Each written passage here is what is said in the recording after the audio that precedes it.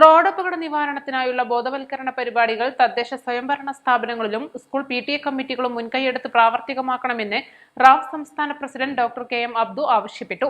Road accident action ഫോറത്തിന്റെ ആഭിമുഖ്യത്തിൽ റോഡപകടങ്ങളിൽ മരണമടഞ്ഞവരുടെ ഓർമ്മ പുതുക്കൽ ദിനാചരണത്തോടനുബന്ധിച്ച് പുത്തനത്താണി ബസ് സ്റ്റാൻഡിൽ സംഘടിപ്പിച്ച റോഡ് സുരക്ഷാ ജനജാഗ്രതാ സദസ്സും ലഘുലേഖ വിതരണവും ഉദ്ഘാടനം ചെയ്ത് പ്രസംഗിക്കുകയായിരുന്നു അദ്ദേഹം.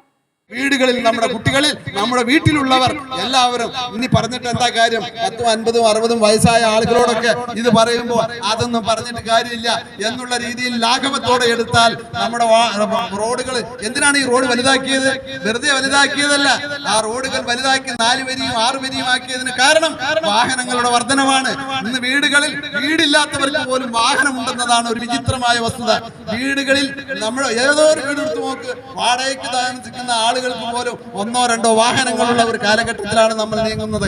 അപ്പൊ വീടില്ലെങ്കിലും വാഹനം എന്നുള്ള സ്വപ്നങ്ങളുമായി മുന്നേറുന്ന നമ്മൾ ഒരു റോഡ് സംസ്കാരം വളർത്തിയില്ലെങ്കിൽ അതീവ ഗുരുതരമായ ഒരു സാമൂഹിക പ്രശ്നം എന്നുള്ള രീതിയിൽ റോഡ് അപകടങ്ങൾ അധികരിക്കും.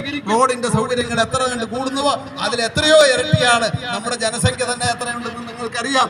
പോലീസ്, മോട്ടോർ വാഹന, എക്സൈസ് എന്നീ വകുപ്പുകളുടെ ഏകോപന പ്രവർത്തനം കാരണം ലഹരി വ്യാപനവും റോഡപകടങ്ങളും ഒരു പരിധിവരെ നിയന്ത്രിക്കാനാകും. മദ്യലഹരിയിൽ ലൈസൻസില്ലാതെ വാഹനമോടിച്ച് തൃപ്രയാറിൽ ഉറങ്ങിക്കിടന്ന 6 പേരുടെ മരണത്തിനിടയാക്കിയവരുടെ പേരിൽ കൊലപാതക കുറ്റം ചുമത്തി മാതൃകാപരമായി ശിക്ഷിക്കണമെന്നും അദ്ദേഹം ആവശ്യപ്പെട്ടു.